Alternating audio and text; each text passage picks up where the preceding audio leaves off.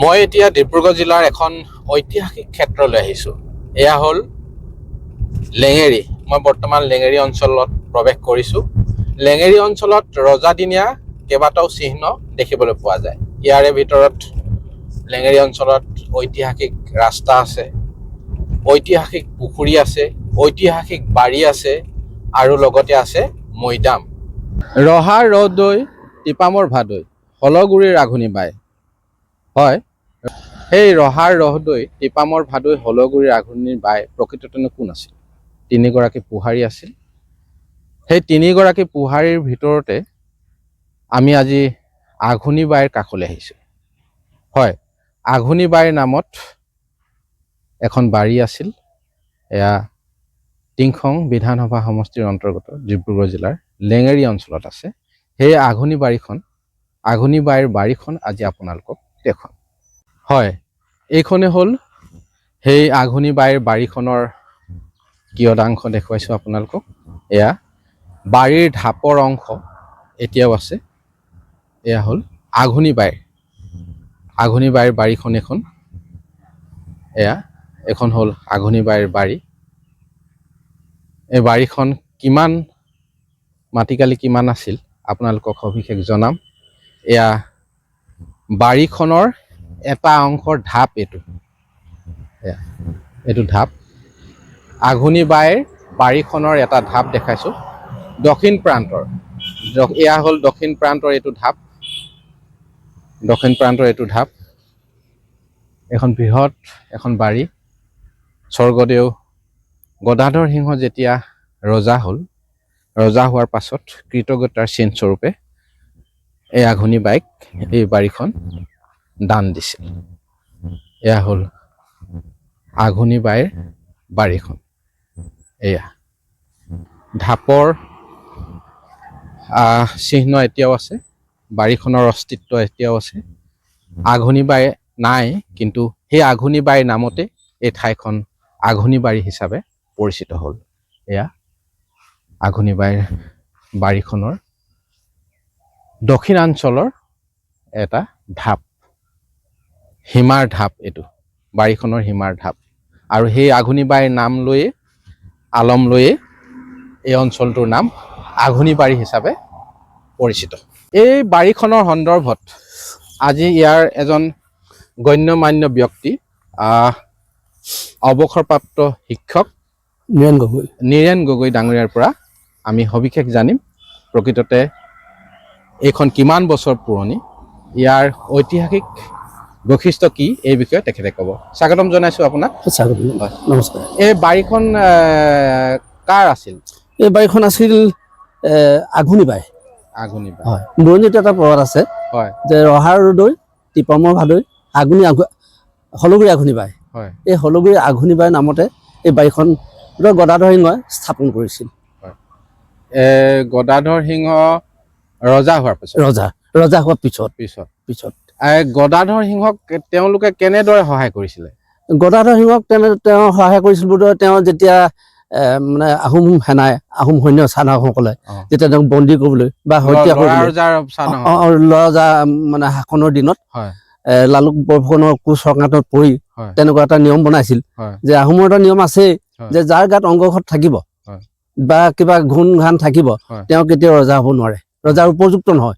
ঠিক তেনেকৈ যিমান কোঁৱৰ আছিল আমাৰ ৰাজ্যত, তেতিয়া লৰজাই মানে সকলোকে অংগঘাত কৰিবলৈ চেষ্টা কৰিছিল। কিন্তু গদাধৰ ঠিক সেইমতে তেওঁ এজন ৰজা হোৱা প্ৰাৰ্থী আছিল, কিন্তু তেওঁক অৱশ্যে মানে তেওঁক অংগঘাত বা তেওঁ হত্যা কৰিব নোৱাৰিলে। কিন্তু যেতিয়া তেওঁ পলাই ফুৰোতে তেওঁ এদিন হয়তো এই হলগুৰি পাইছিল। আৰু হলগুৰি পাওঁতে তেওঁক যেতিয়া চাওদাংসকলে খেদি লৈ আহিছে বা সৈন্যসকলে খেদি লৈ আহিছে, তেতিয়া তেওঁ সেই আঘোণী বাৰী ইয়াত আমি ৰক্ষা কৰিলে বুলি আমি জানো। এই তাৰ পাছতে গদাধৰ সিংহ ৰজা হোৱাৰ পাছত আঘোণী বাইক ভূমিখণ্ড দিছিলে নেকি? হয়, যেতিয়া গদাধৰ সিংহ ৰজা হ'ল তেতিয়া তেওঁক ৰাজসভালৈ মাতি নিলে। আৰু মাতি নিওঁতে তেতিয়া তেওঁ যিখিনি উপকাৰ কৰিলে গদাধৰ সিংহক, সেই উপকাৰৰ তেওঁ বিনিময়ত বুলি ভাবিছোঁ তেওঁক এই আঘোণী বাৰী নামৰ জেগাতে এখন প্ৰায় 100 বিঘাৰ ভিতৰৰ এডোখৰ মাটিত ঢাপ চাপ মাৰি, যেনেকৈ আমাৰ এখন ঘৰ বনাই ঢাপ চাপ মাৰি কাষতে এটা পুখুৰী খনাই তেওঁ ইয়াক সংস্থাপন দিছিলে। সেই আঘোণীবাৰী হয় সেই আঘোণবাৰী। ইয়াত ঐতিহাসিক সেই বাৰীখনৰ উপৰিও আৰু কি কি আছে আৰু পোৱা যায়? হয় হয় আমাৰ ইয়াত আছে এই বাৰীখনৰ ঢাপটোতো আছেই, আৰু এটা পুখুৰী আছে। পুখুৰী তেতিয়াই খন্দুৱাবলৈ পুখুৰীটো, আৰু পুখুৰীটো আমাৰ যথেষ্ট ডাঙৰ, মানে প্ৰায় 1.5 বিঘা 2 বিঘা মাটিৰ পুখুৰীটো হ'ব। তাত এতিয়াতো 300 বছৰ ওপৰ হ'ব তেনেহ'লে হ'ব। গদাধৰ সিংহ 1600 কিমান খ্ৰীষ্টাব্দত আছিলে। 300 বছৰ 350 বছৰ হৈছে। হয় হয়। এই আঘোণীবাৰীৰ মৈদাম আছে নেকি ইয়াত? নাই, মৈদাম নাই। সমাধি ক'ত কৰিলে সেইটো নাই সেইটো নাই। আৰু তেওঁৰ নাতিপুতি বা যিহে লাগে সেই ক'ত গ'ল, কিন্তু আমি এতিয়াও তাত আমি পোৱা নাই। এই মাটিখণ্ড ভূখণ্ড যদিও আমি সেই ক্ষেত্ৰলৈ যাব বিচৰা নাই, এই ভূখণ্ড চৰকাৰী খণ্ডৰ নে এতিয়া ব্যক্তিগত খণ্ডত? এতিয়া আজি কিছুদিনৰ আজি কেইবছৰমান আগত ব্যক্তিগত খণ্ডৰ হৈছে। এলটমেণ্ট দিছে ন? এলটমেণ্ট দিছে। সম্পূৰ্ণই দি দিলে নেকি? সম্পূৰ্ণ প্ৰায় সম্পূৰ্ণই দিছে। পটা দিছে হয়। সাৰ্ভে হৈছিলে। আঘোণীবাৰীৰ অস্তিত্ব শেষ হৈ যাব। অস্তিত্ব শেষ হৈ গৈছে, প্ৰায় শেষ হৈ গৈছে। যিহেতু আপোনালোক গণ্যমান্য ব্যক্তি, অঞ্চলটোৰ ব্যক্তি, ঐতিহাসিক সমল কিঞ্চিত পৰিমাণে হ'লেও যদি থোৱা হ'লে, চৰকাৰে সংৰক্ষণ কৰা হ'লে তেতিয়া আছিল নেকি? হয়, এইটোতো আমি খুব মানে ভাল কথাই হৈছে। এইটো আমি ভাবিছোৱে, কিন্তু আমি এটা কংগ্ৰেছ চৰকাৰ দিনত আমি এটা মানে 10 লাখ টকাৰ এটা অনুদান পাইছিলো। 10 লাখ টকাৰ, কিন্তু আমি ইয়াত মাটি ভিজাল কোনেও মাটি নিদিলে বাৰু। কিন্তু সেই খাত হ'লে মোৰ নিজৰ কথা হ'লেও মই ক'ব লাগিব যে মোৰ অকণমান মাটি আছিলে, তাৰে মই প্ৰায় মানে 1.5 বিঘা মাটি মানে চৰকাৰক মই অনুদান কৰি দিছো। এইটো খুব ভাল কথা। হয়, চৰকাৰক দিলে? চৰকাৰক দিছো। সেই মাটিখণ্ডত এতিয়া কিবা কনষ্ট্ৰাকশ্যন বা আছে। আচ্ছা, তাত আঘোণবাৰী নামৰ এটা মানে ভৱন বনোৱা হৈছিলে, সেইটো আধা খৰীয়া হৈ আছে, আৰু এটা গদাধৰ সিংহৰ প্ৰতিমূৰ্তি আছে। মাটিখণ্ড আপোনাৰ নিয়ন্ত্ৰণত আছিল নহয় জানো? হয়। কিমান বিঘা আছিল ক'লে? এতিয়া প্ৰায় 1.5 বিঘা। চৰকাৰক দান দিলে? চৰকাৰক দান দিলো। কি নিৰ্মাণ কৰিছে এতিয়া? ইয়াত এতিয়া আমি আঘোণবাৰী ভৱন বুলি এটা ভৱন নিৰ্মাণ কৰা হৈছে। এইটো আধা হৈ আছে বাৰু। এইটো মানে কংগ্ৰেছ চৰকাৰ দিনত এটম মুণ্ডা আছিল তেতিয়া MLA, তেওঁ এলটমেণ্ট দিছিলে, তেওঁ কৰিছে। আনটাইড ফাণ্ডৰ। হয়, এইটো গদাধৰ সিংহৰ প্ৰতিমূৰ্তি। হয়, এইটো আপোনালোকক দেখুৱাইছো, গদাধৰ সিংহৰ প্ৰতিমূৰ্তি। ইয়াত গদাধৰ সিংহৰ পদধূলা আছে, আঘোণীবাৰীৰ পদধূলা আছে। এইখন যেতিয়া গদাধৰ সিংহ ৰজা হ'ল, গদাধৰ সিংহই কৃতজ্ঞতাৰ চিন স্বৰূপে আঘোণীবাৰীক এই ভূমিখণ্ড দান দিছিল। এয়া গদাধৰ সিংহৰ প্ৰতিমূৰ্তি।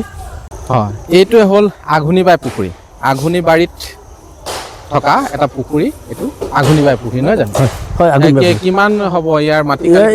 আমাৰ একেবাৰে তলিত মানে 1.5 বিঘা আছে। 1.5 বিঘা। এইটো 1.5 বিঘাৰ এটা পুখুৰী। বৰ্তমান জহি খহি গৈছে, কিন্তু ইয়াক পুনৰ যদি খনন কৰে তেতিয়া নিশ্চয় ভাল হ'ব। আমাৰ যিহেতু এটা ঐতিহাসিক চিহ্ন, ইয়াত দেশী বিদেশী পৰ্যটক আহিব, এই বাৰীখন চাবলৈ পৰ্যটক আহিব, এই পুখুৰীটো চাবলৈ পৰ্যটক আহিব। গতিকে পুখুৰীটো নিশ্চয় মেৰামতি কৰাৰ প্ৰয়োজন আছে। চৰকাৰৰ সহযোগ লাগিব? চৰকাৰৰ সহযোগ নিশ্চয় লাগিব।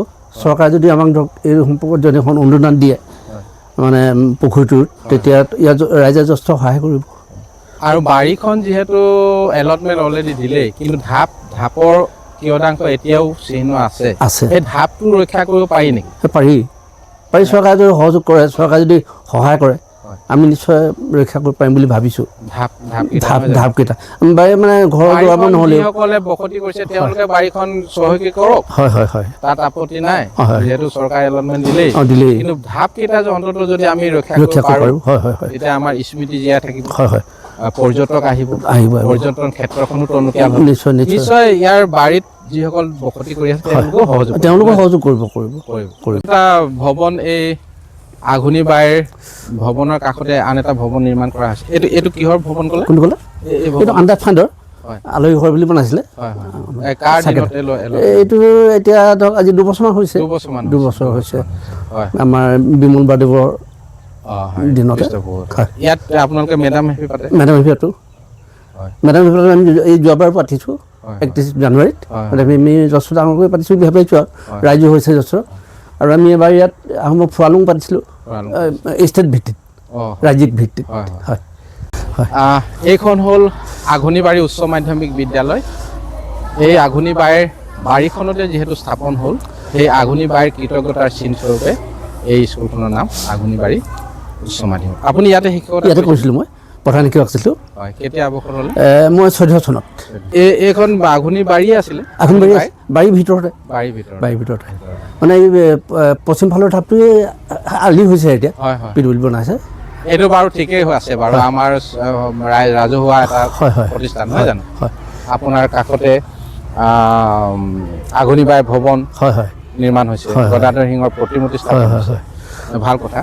ইয়াৰ ভিতৰতে হলগুৰি আঘোণীবাৰী এম.ই. স্কুলো আছে। হয় নেকি? হয়, সেইটো চাইডে আছে? সেইটো চাইডে মুঠুৰি কাষলৈ। আৰু এই পুখুৰীটোৰ কথা যে কৈছিলে আপুনি, পুখুৰীটোৰ ঐতিহাসিক কিবা বৈশিষ্ট্য আছে নেকি? আছে। আমি আগতে আমাৰ দেউতাৰ দিনত শুনিছোঁ যে ইয়াত বোলে এটা বৈশিষ্ট্য আছিল কি, ইয়াত কোনোবাই যদি গাঁৱৰ মানুহে অসুবিধাত পৰে, সকাম নিকামে কাঁহী বাতি দিয়া মেলা, সেইখিনি বোলে ইয়াত টোপোলা পানে যদি সেৱা সৎকাৰ কৰে, তেতিয়া এই বস্তুখিনি ইয়াৰ পাৰতে থৈ যায়, থোৱা দেখা পায়। আৰু সেইমতে লৈ যায় ঘৰলৈ, সকাম নিকাম কৰে ডাঙৰ সকাম হ'লে, আৰু ইয়াক পাৰতে থয়, আৰু বস্তুটো দুদিনৰ পিছত নাইকিয়া হৈ যায়, দুদিনৰ পিছতে। কিন্তু এনেদৰে মানুহে বোলে তেতিয়া চলাই আছিল, কিন্তু পাছলৈ যেতিয়া মানুহে ঘূৰাই নিদিলে বস্তুটো, তাৰপিছত আৰু নাইকিয়া হৈ গ'ল। জনবিশ্বাস। হয় হয়। এই আঘোণীবাৰীৰ বাৰীখনতে আন এখন বিদ্যালয় স্থাপিত হৈছে, হলগুৰি আঘোণীবাৰী মজলীয়া বিদ্যালয়। এইখনেই হ'ল হলগুৰি আঘোণীবাৰী মজলীয়া বিদ্যালয়। এই আঘোণীবাৰীৰ বাৰীতে আছে এটা চৰকাৰী প্ৰতিষ্ঠান। এইখন মজলীয়া বিদ্যালয়। হলগুৰি আঘোণীবাৰী মজলীয়া বিদ্যালয়। আঘোণীবাৰী বাৰীখনতে, বাৰীখনৰ ভিতৰতে দুখন বিদ্যালয় হ'ল। দুখন বিদ্যালয়। এইখন অৱশ্যে অলপ বাহিৰত আছে। এই স্কুলখনৰ পিছফালেহে গৈছে ৰাস্তাটো, আলিটো, মানে ঢাপটো। হয় হয়, লাগি আছে আৰু। হয়, আঘোণীবাৰীৰ বাৰীখনৰ সীমাতে থকা এইখন বিদ্যালয়। অসমৰ এখন ঐতিহাসিক ক্ষেত্ৰ হ'ল আঘোণীবাৰী। এই আঘোণীবাৰীখন প্ৰায় 300 বছৰ অতিক্ৰম কৰিছে, 350 বছৰ হওঁ এইখনেই হ'ল আঘোণীবাৰী। এই আঘোণীবাৰীৰ এইটো হ'ল এটা ঢাপৰ অংশ। এইটো ইয়াৰ নাগৰিক, এই বাৰীখনত বসতি কৰি থকা এজন নাগৰিক। আপোনাৰ নামটো কি ক'লে? নমস্কাৰ, মোৰ শুভজিৎ বৰপাত্ৰ গোহাঁই। হয়। আপোনাৰ ইয়াতে মাটি আছে নহয় জানো? মাটি অলপমান আছে। এলটমেণ্ট পালে? এলটমেণ্ট যোৱা বছৰ দিলে আমাৰ এই হেৰি বসুন্ধৰা যোগেদি। সকলোকে দিলে চাগে? প্ৰায় মানুহকে দিলে। ময়ো পালোঁ। হয় হয়। বাৰু আপোনালোকে এলটমেণ্ট পালে, আমাৰ তাত ক'বলগীয়া নাই। এই ঢাপকেইটা যিহেতু ঐতিহাসিক সম্পদ, আঘোণীবাৰীৰ বাৰীখনৰ ঢাপকেইটা সংৰক্ষণ কৰিব পাৰি নেকি? নিশ্চয়কৈ এইটো আমাৰ চৰকাৰে যদি সহযোগিতা দিয়ে, স্থানীয় ৰাইজৰ যদি মনপুত যদি তেনেকুৱা আঁচনি যদি আনিব পাৰে, তেতিয়া নিশ্চয়কৈ মানুহবিলাক য'ত যেনেকৈ আছে তেনেকৈ থাকিবলৈ দিব লাগিব, 1 নম্বৰ কথা। 2 নম্বৰতে আপুনি এই ৰাস্তা পদূলিবিলাক উন্নত মানদণ্ডৰ কৰি এখন আদৰ্শ গাঁও প্ৰতিষ্ঠা যদি কৰিব পৰা হয়, এই ক্ষেত্ৰত আমি আমাৰ শ্ৰদ্ধাৰ মন্ত্ৰী বিমল বৰা ডাঙৰীয়াকো অৱগত কৰিছিলোঁ আগতে এবাৰ। তাৰপৰা আকৌ আমি এনেই কাগজো দি থৈছোঁ ডেভেলপমেণ্ট কাউন্সিল, আমাৰ টাই আহোম ডেভেলপমেণ্ট কাউন্সিলকো কাগজ দি থৈছোঁ। তেনেকৈ কৰি থকা হৈছে। তেনেকৈ যদি আদৰ্শ গাঁও এখন প্ৰতিষ্ঠা কৰিব পৰা হয়, তেতিয়া খুব ভাল কথা হ'ব। যেনে ধৰক গড়গাঁৱৰ ভিতৰত যেনেকৈ গাঁওখন আছে আজি, তেনেকৈ এইটো বুৰঞ্জী প্ৰসিদ্ধ জেগা আঘোণীবাৰী, ৰহা ৰৌদৈ, টিপামৰ ভাদৈ, হলগুৰি আঘোণীবাৰী। এই হলগুৰিতে আঘোণীবাৰীক প্ৰতিষ্ঠা কৰিছিলে গদাধৰ সিংহই। তেওঁ ইয়াত আঘোণীবাৰীক সংস্থাপন দিছিলে, বাৰী এখন পাতি দিছিলে। এতিয়া অৱশিষ্ট ঢাপটো অলপ আছে। বাকী এই ঢাপকেইটাকে যদি সংৰক্ষণ কৰি আৰু বাৰীখন এখন আদৰ্শ বাৰী নহয় জানো, মানুহবিলাক তাতে থাকক, য'ত যেনেকৈ তেওঁলোকে সংস্থাপিত চৰকাৰী এলটমেণ্ট দিলে থাকক, তাত আমাৰ ক'বলগীয়া নাই নহয় জানো। বাৰীখন যাতে ঢাপকেইটা সংৰক্ষণ হওক, এখন আদৰ্শ গাঁও হওক, তেতিয়া পৰ্যটক আহিব। কিমান মাটি আছে ইয়াত? মাটি এনেই এবাৰ জুখিছিলে 100 কিমান বিঘামান মাটি আছিলে। একজেক্ট মই এতিয়া সেইটো ক'ব নোৱাৰিম। Travel. The shadows and lights of this unique journey will continue to be reflected on this website. Trav Talk Assam will continue its journey to dispel the darkness and shine the light. Trav Talk Assam. Please like, subscribe and share. Thank you from Trav Talk Assam.